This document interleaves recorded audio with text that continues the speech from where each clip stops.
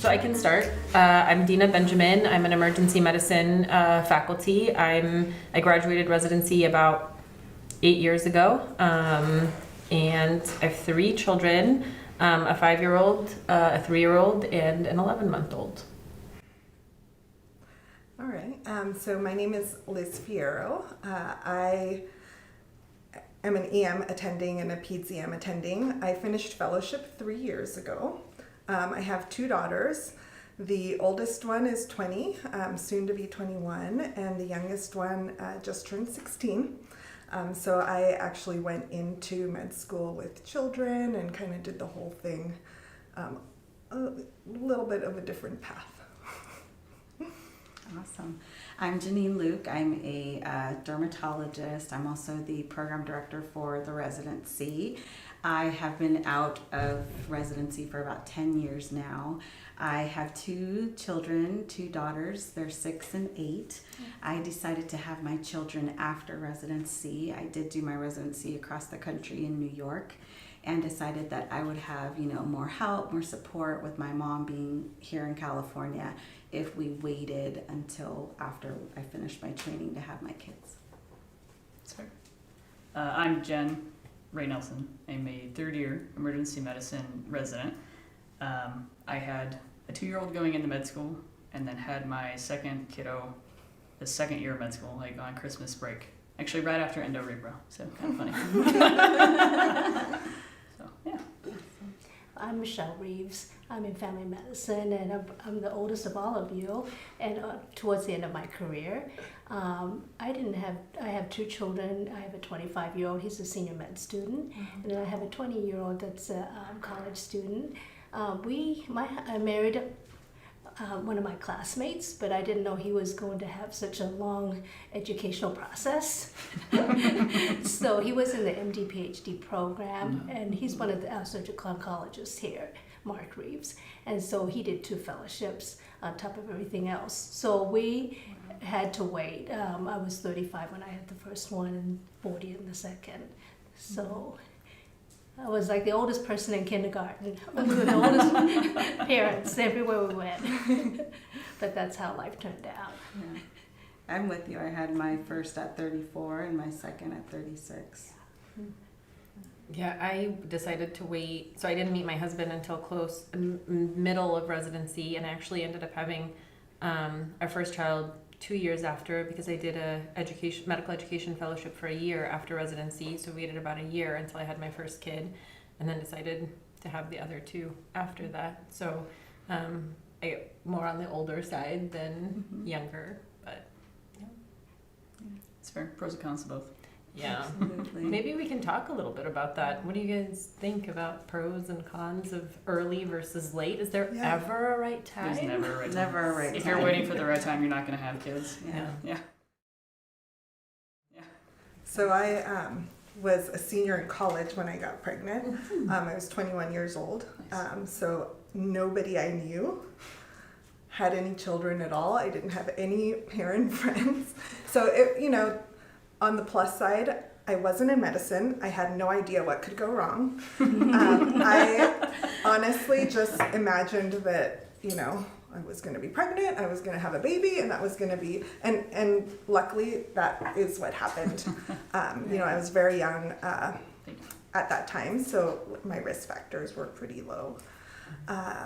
But, on the kind of con side, the only person I really had to ask about motherhood was my mom. Right. And luckily I had my mom to ask to, but everybody else had no idea what I was going through. And I think a lot of them kind of got scared that, I was having a baby and I was a mom, and like my life was different then. So it was kind of a weird time, but with children, you meet other parents, and I was always the youngest one, so. I was the youngest mom in kindergarten. I think that's an advantage. Yeah. Definitely the energy level is not quite as high later in life. Yeah. Yeah, and I was kind of on the flip side. I have a group of friends that I've been friends with from high school, you know, for many, many years now. And they actually all had kids. And I was kind of off here, off there, doing training, doing everything. And so now their kids are, you know, pretty much grown, or, you know, high school, college, things like that. And my littlest one just finished kindergarten. So like she said, it's, you know, you're kind of tired too, but I mean, there's definitely pluses and minuses, but a lot of my friends kind of aren't going through some of the same things that I'm going through now because their kids are all grown. Yeah. So, you know, that's an interesting perspective because I didn't have children in med school or in residency. So what was that like, having kids during med school or residency? Definitely a different experience, as Liz has mentioned, a different experience than your peers. I mean, I wasn't even that much older than most of my class, probably only 5 years or so, but in a way different place. You know, when they're all celebrating after exams, I'm just trying to hang out with my kids and my husband, because I already feel like I ignore them most of the day at baseline in med school. And then you get home and you're still studying. Yeah. It's easier with the newborn, I feel, you know, because as long as you're around them, that's really it. But it's the 2, 3, 4, 5-year-old that it's challenging. But I don't know. I like that. I wouldn't have done it any other way. It would have been hard, I think, trying to start now or in a few years, like you guys have mentioned. The energy level, maybe it's just not there. I don't know. Works out. It worked out. They're well-rounded-ish. Yeah. This is a whole nother part, but having family around is so helpful, or having, you know, trusted people around. So my brother and my best friend actually moved to Davis when I was in med school to help me out, and then my mom would come and help us also. But yeah, like finding the time to study, I remember after the first test, the first year of med school, and I didn't do as well as I thought I would, or as like everybody else had done, and you know, realizing, okay, I have to put in more study time. So then it was waking up at 4 a.m. to study before you went to school, and then going to school all day, coming home and spending some time with the family and putting them to bed, which can be challenging, as you all know.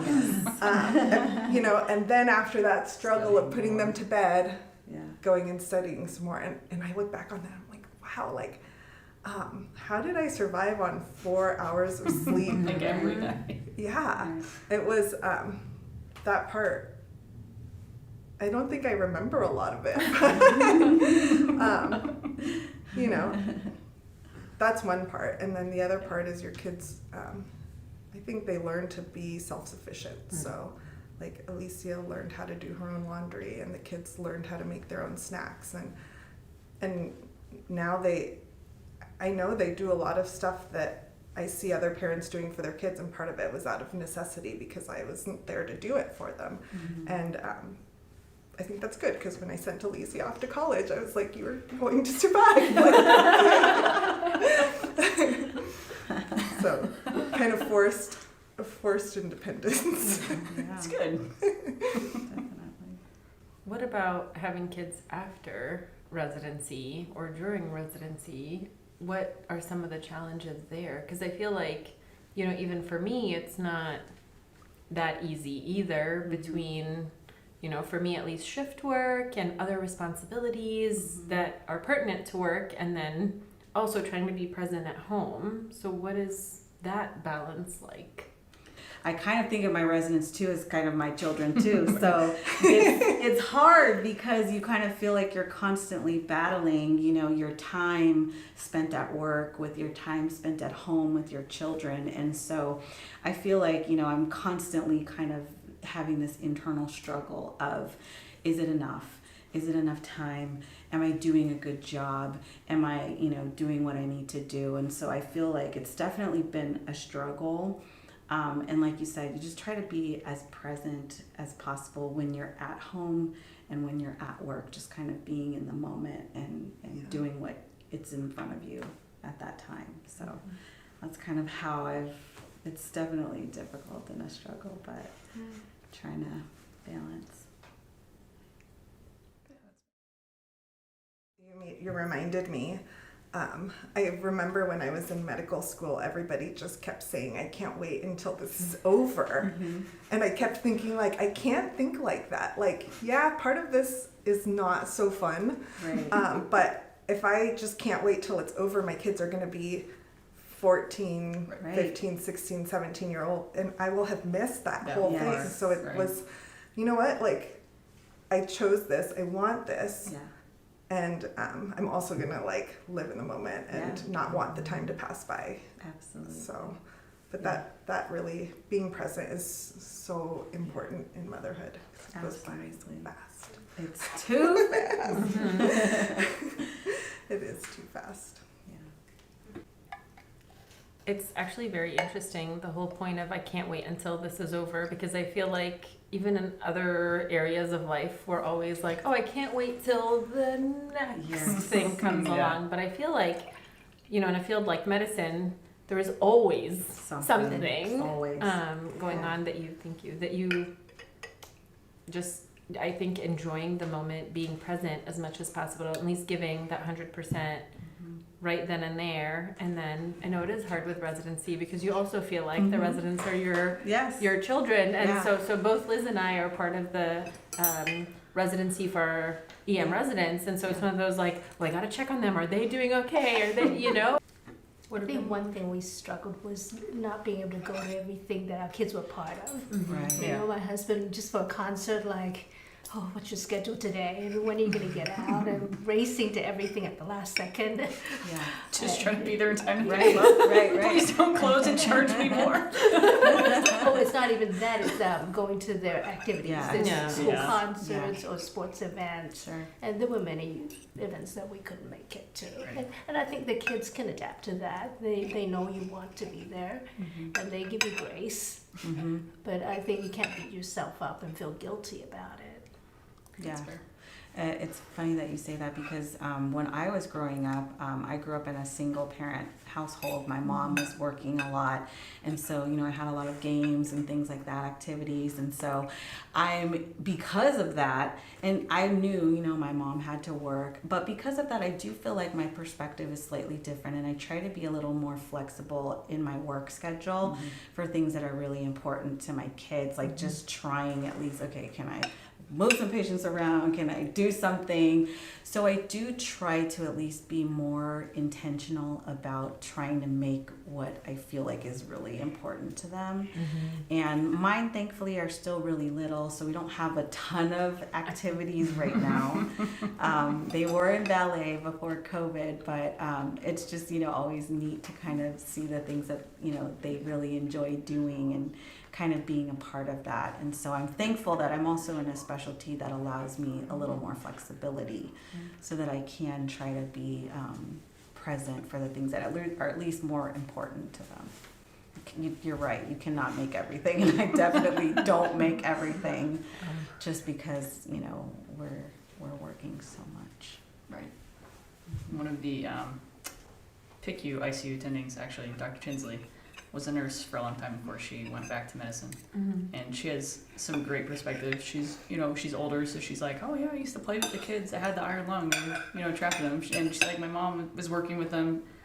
Amazing stories, but nonetheless, we were talking and she goes, yeah, all the things that I felt really guilty for with my daughter, because she's grown now. I actually apologized one time. She just looked at me and she's like, oh, I don't care about that at all, Mom.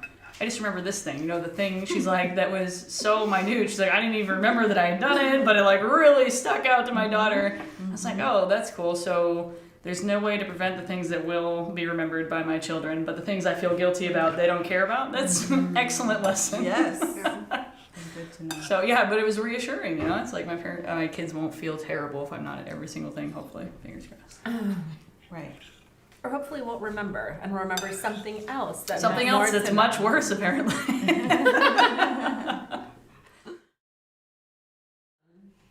So what about mom guilt? Because I feel like mom guilt is a big topic, especially in medicine. How do we, any tips or tricks for mom guilt? Because I know no matter how much I tell myself, it's fine, everything is fine, they're okay, somebody else is gonna be there for whatever event. Any tips or tricks along the way that you all have maybe put into your toolbox to sort of help with that? I feel like the guilt is always there. But I try to counter that by like telling my kids like how much I love them, showing them, you know, we're always, and like I said, my kids are little, so we're always hugging and, you know, things like that. But we're always kind of just telling each other, showing each other how much we love each other, so that they understand no matter what happens at work, at here, that mommy loves you, and, you know, I know they love me back. So it's just, that helps me deal with it a little bit better. It's always there. You know, anytime, you know, you feel like you're away from your family, I feel like it starts to weigh heavy on you, but I just try to counter it, and so it's not as loud as some of those other things. I had it a lot when my kids were little because I didn't know. I guess just the newness of having to balance both. But at one point, I kind of stopped really feeling mom guilt because I started to acknowledge, like, I am doing so much. Yeah. And I'm actually, like, doing the best I can. Yeah. It was on my cardiology rotation. I remember I apologized for not ordering something the right way to one of the attendings.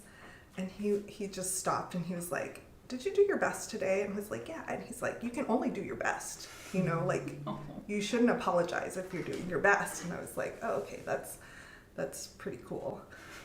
But one tip, I ask for trades, and I am lucky that I'm in a specialty that I can do that.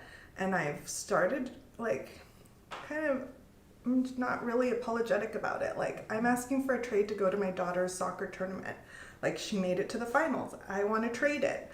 And it's tomorrow. So, you know, it's a last minute thing. And if it works out, it works out. And if it doesn't, it doesn't. But, like, I'm not sorry about having to put that out there.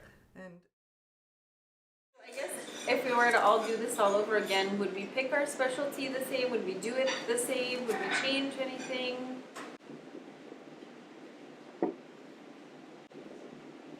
I would do it the same. I think I'm very happy with my specialty. I'm very happy with, you know, my husband, and, you know, I know we had talked a little bit about like having supportive family, and I think that's been so crucial for me. So I think having the right partner for the right, you know, position, I think it's been great for me. And I love my kiddos, so I definitely would have them all over again. So I would have more. More kids. Yeah, like, now that I feel them, like, leaving, I wish I had more little kids around to, like, they're just so funny and joyful and cool that I feel like there will be a period while we're waiting for grandchildren that, you know, I love Alan. He's awesome. We have a lot of fun together. The dog's cool. I wish I had more kids. You know, it's just like, you can't rewind time, but, like, I just wish that, you know, you could just kind of do it all over again. The same, but just do it again. So. Like, if I had to literally repeat med school again, that might be a second thought. But, like, just choosing the same path, that's fine. I think I would like to do med school again. Imagine how much more you would, like, appreciate the important things.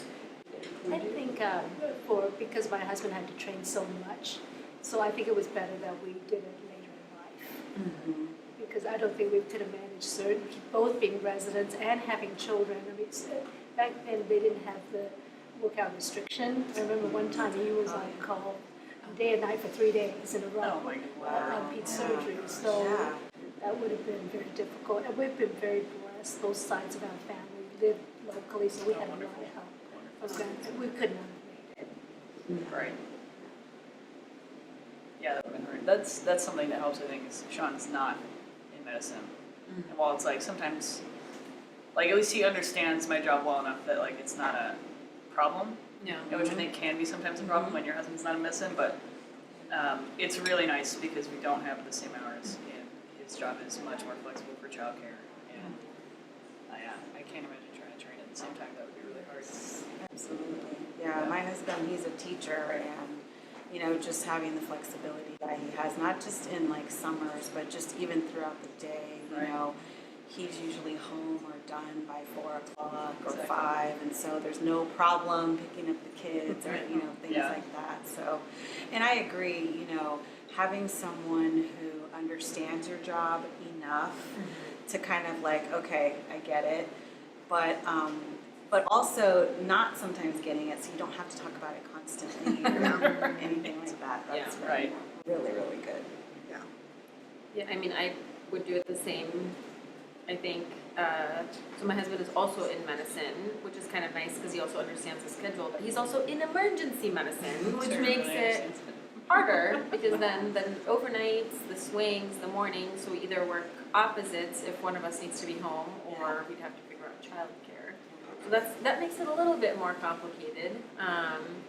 But I think I would do it the same way. I'd have kids after I'm done with residency and fellowship, but also we met a little bit later in life, and so when I was almost done with residency. So unless it would be one of those things where if I could change when we met, maybe the path would be different. But Sure. I would do it the same over again.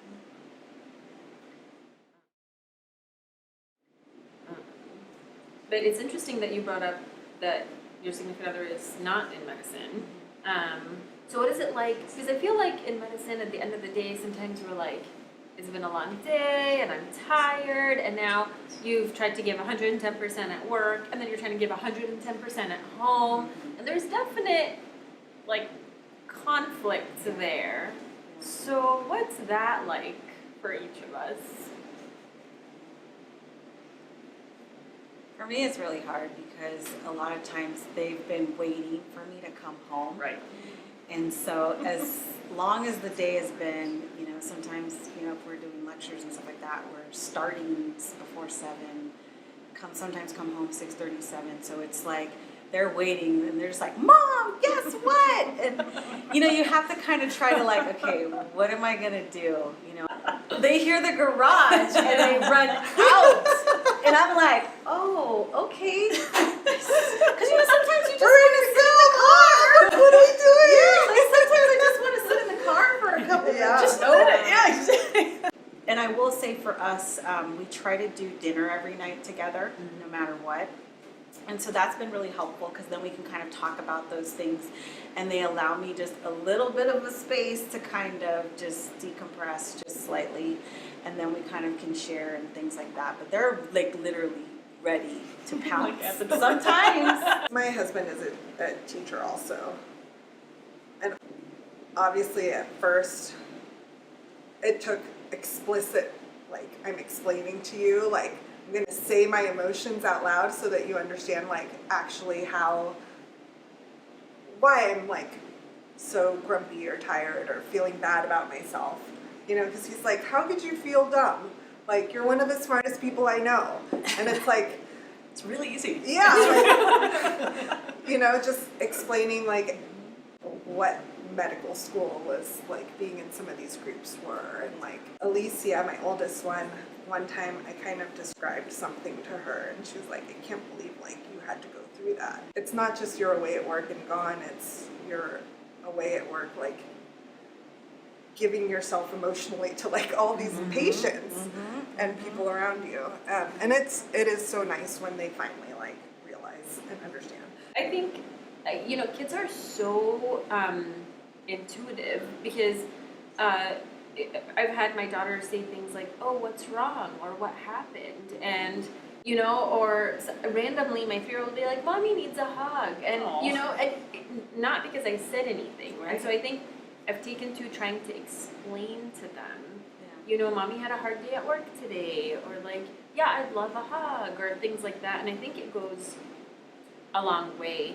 I try to talk a little bit about my work so that they know. So it's funny because for my daughter, for Mother's Day, like I think her teacher was helping her fill out a piece of paper, and then it was like, oh, what does Mommy do or something? And she was like, Mommy saves people, So It's adorable. Okay, take a deep breath.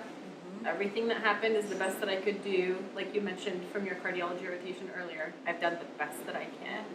And now I'm going to do the best that I can while I'm at home. And I think that helps separate. Because it's like if I tried to give 110 to my patients, I hope that I can give 110 to my family. Sometimes you can't feel like you can't even say one more word.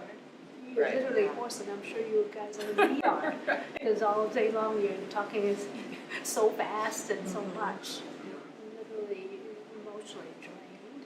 Yeah. God gives strength to keep going. Yeah. You know, one of the things that there was at some point a transition, I think when we moved down to Southern California, because originally I'm from the Bay Area, and that's where my family is and where Alan's family is. And we moved down here, it was just the four of us. And my mom was still coming down to help us. But Alan had to take on a lot more of the responsibility and the emotional weight of parenthood that I had usually taken on. He started to take on because I was a resident and really not around a lot of the time. That really helped so much. It's I don't have to worry about who's taking Natalie and Alicia to soccer practice. It's not even my concern. I never worry about it anymore. It wasn't on my plate of things to manage. And I mean that part, having your partner or your family member take, what do they call that? There was an article about it. It was the emotional burden of motherhood, or the responsibility, how we take on the full responsibility of who makes breakfast, who feeds the kids, who does all of that. Having somebody else actually take that on is so good for mental health. You know. Yeah. Growing up, both my parents worked full time and we were home. And I look back, and even though I didn't, see them a ton because they were gone a lot of times and they'd come home the evening or whatever. But I just remember thinking wow, they're doing so much good and they're role models. And so I feel like that in itself gives the kids that role model. Yeah, my mom or, my dad did X, Y, or Z. And so I think they tune into that and they see you as a role model, and I think that's amazing because I think we also had touched on mom guilt earlier, and so that helps ease my mom guilt a little bit. But also the idea that both the mom and the dad take on each other's responsibilities, because then I think also for the kids they see that there's this Partnership. rather than mom will always make the food, mom will always do the drop off. Well, no, when mom isn't working, mom will be able to do that. But dad does that too, And so I love that partnership because I think we're in a world where that old school mentality of mom does this and dad does this, I think is kind of fallen to the wayside, I feel like. Yeah. I think we were also kind of wanting to talk about how to outsource things, so that you don't feel like you have to keep the whole entire household together. And so for me, obviously not when I was a resident, but as, an attending, I have definitely outsourced the house cleaning, have someone kind of come in, every couple of weeks to just make sure that we're on the same page. Kids' laundry is folded because with two girls, we have a ton of laundry. They change 5 times a day. I'm why are you changing again? It's something that I hate to do. I think we were talking a little bit about cleaning before, but it's just I'm okay with having somebody else clean and fold my kids' clothes. I'm okay with that. I'll manage everything else. And so I think that's for me been a huge thing that I just chose to outsource and not worry about at all. And my house is still a mess because I still got My kids. house is Yeah. That's what I started doing as an attending also, is somebody to help me clean my house. She doesn't do my laundry. That would be I think that was the first sign of motherhood was laundry. And I remember thinking this is the never ending. Never ending. It's never ending. So That's the other thing. I don't fold all my laundry. Like, all the workout clothes just gets dumped in the bin. I like don't even bother. I'm like, you're gonna get pulled out. Nobody's gonna see you. Seconds. And then like like fold laundry. No. I'm not too wrinkly. No. So Natalie, she washes her clothes too. I mean, she's 16, but she washes her clothes. She fills up her bin, throws it in the washer, comes out and puts it in the bin. And she like picks it out of the bin. I'm like, I can't really say anything to you about Oh, that's amazing. The response is gonna be, "Mommy, look in your room." I know. She is my mini me. So. One of the texts to me is like, "Why do your socks don't match?" I'm like, "Okay, First of all, I are you have two joking socks right on. now?" I do have socks on. Who cares if they don't match? And yes, they just go in the sock drawer, and whatever socks I find, Just grab them. they're gonna come on. One thing that's helped us also is we don't try to have so many commitments. Like on Okay. the weekends, we're not gonna do all the things that we could do. Sometimes just being at home is just much better than trying to go everywhere. That's amazing. I think as moms, this is such a treat because usually you're serving everybody else Yeah. and standing while eating, right? Yeah, just kind of grabbing things while in between.